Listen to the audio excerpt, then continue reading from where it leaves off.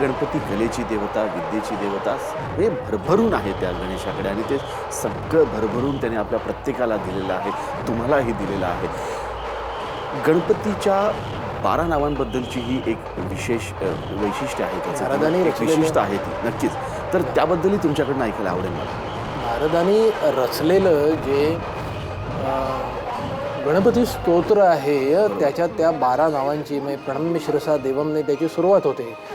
पूर्ण गणपती स्तोत्र मी ऐकवत नाही, पण मला असं वाटतं की प्रत्येकाने गणपती स्तोत्राचं पठण दररोज करावं. त्यात त्यांनी सांगितलेलंच आहे पुढे. बरोबर. प्रथमं वक्रतुंडम च एकदंतं द्वितीयकं तृतीयं कृष्णपिंगाक्षं गजवक्त्रं चतुर्थमं लंबोदरं पंचमं च षष्ठं विकटमेव च सप्तमं विघ्नराजेन्द्रं धूम्रवर्णं तथाष्टमं नवमं भालचंद्रं च दशमं तु विनायकं एकादशं गणपतीं द्वादशं तु गजाननं.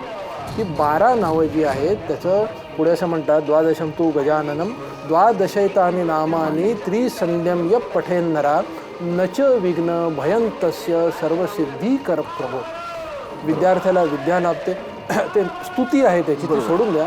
पण माझ्या लहानपणी आईवडिलांनी फार चांगले संस्कार केले. त्यात गणपती स्तोत्र, अथर्वशीर्ष हे जे मुखोद्गत करून घेतलं त्याने अनेक गोष्टी साध्य होतात. बघा, तुमची श्रद्धा असो, अंधश्रद्धा असो, तुम्ही आस्तिक असा, नास्तिक असा, पण दिवसाची स्नान केल्यावरती सुरुवात परमेश्वराच्या आराधनेने होते. ती विद्येची देवता आहे. तुमच्यामध्ये एक पॉझिटिव्ह फिलिंग, ती सकारात्मक ऊर्जेची देवता आहे. बरोबर. पॉझिटिव्ह व्हायब्रेशन्स तुमच्यामध्ये निर्माण होतात.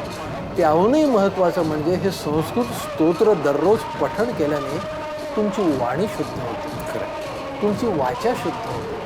तर ते रोज पठण करावं. बरोबर. तुमच्या आपल्या भोवती ऑरा असतो, ज्याला प्रभाव मराठीत म्हणतात, इंग्रजीत ऑरा म्हणतात. त्याच्यामध्ये तुमच्यामध्ये पॉझिटिव्ह व्हायब्रेशन्स निर्माण होतात. त्याने तुमचा अख्खा दिवस चांगला जातो. तर मी असं नेहमी म्हणेन. मला एक छान सुंदर गोष्ट आठवते की परमेश्वर आपल्याला कशी, किंवा संकल्पना काय आहे. आपल्याकडे वेळ आहे ना. नक्कीच नक्कीच. तर ती संकल्पना अशी आहे. अमिताभ बच्चन साहेबांची ही गोष्ट आहे. त्यांनी काही जाहीर मुलाखतीत सांगितली होती. अभिनयाचा जो किडा आहे तो बच्चन साहेबांच्या अंगात लहानपणापासून होता, विद्यार्थी दशेपासून. आणि शाळेच्या गॅदरिंगमध्ये अमिताभ बच्चन साहेब, अमितजी, एक भूमिका त्यांची ठरलेली असायची, ते करणारच. तर हे ठरलेलं असायचं. ते 9वीत असतानाची गोष्ट आहे. त्यांच्या वर्गशिक्षकांची काहीतरी वाजलं, वितुष्ट आलं, आणि त्याचा राग म्हणून त्या वर्षीच्या शारदोत्सवाच्या गॅदरिंगमध्ये, त्या नाटकामध्ये त्यांनी त्यांची भूमिका कट केली. त्यानं ते भूमिका रोल दिला नाही. यांना मोठ्या अपेक्षा होत्या, गृहीतच धरून चालले होते की मला हा रोल मिळणार. बरोबर. ते संध्याकाळी मायूस होऊन, त्यांच्या शब्दात सांगायचं, रडवेले होऊन घरी परत आले. त्यांचे पिताश्री म्हणजे प्रख्यात कवी आणि तत्ववेत्ते हरिवंशराय बच्चन आपल्या छोट्या मुलाचा रडवेला चेहरा बघून त्यांनी आपल्या मुलाला विचारलं की बेटा क्या हो गया, मायूस क्यों हो. तर रमीजींनी त्यांना सगळी गोष्ट सांगितली, काय झालं, माझ्यावरती कसा अन्याय झाला, माझा अपमान कसा झाला. तर त्यांनी फार सुंदर उत्तर दिलं हरिवंशरायजीने. ते म्हणाले की बेटा मायूस मत होना, अगर मन का हो तो अच्छा, बरोबर, मन का ना हो तो और भी अच्छा. तो अमित जी ने पूछा कि पिताजी इसका मतलब क्या है.